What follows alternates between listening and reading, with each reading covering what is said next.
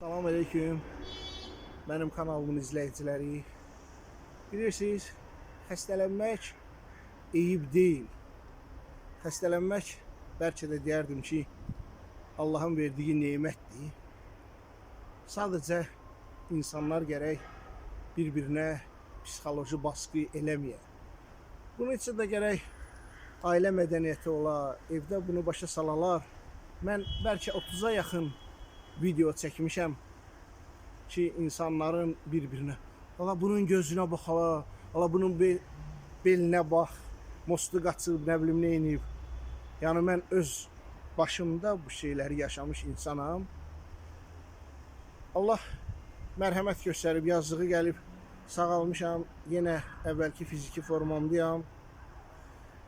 Səhərə kimi səcdə vəziyyətində qalıb Allaha dua eləyən, ağrıdan yata bilməyən, səhər 2 dənə, 3 dənə ağrı kəsici vurub, çörək dalıca gedən adama söyləmək ki, bunun mostu əyilib, beli əyilib, hətta zarafat xətrinə olsa belə, həddən artıq tikanlı sözdür, insanın qəlbinə toxunur.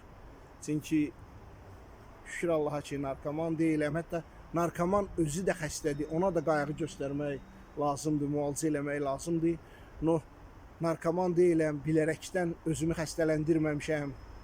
Səhərə kimi yatmamışam ağrıdan, 2-3 ağrı kəsici ilə işə gəlmişəm və tanışların adama belə söyləməyi insana çox böyük psixoloji baskıdır.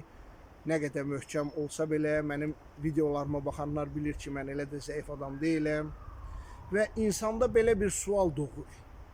Mən yaddaşı yetərincə güclü adamam, insanam. Və insanda belə bir sual doğur ki, onları o vəziyyətdə görsəm, mən də istehzanla və yaxud da ki, güya ki, zarafatla lağ eləyərəmmi? Xeyr.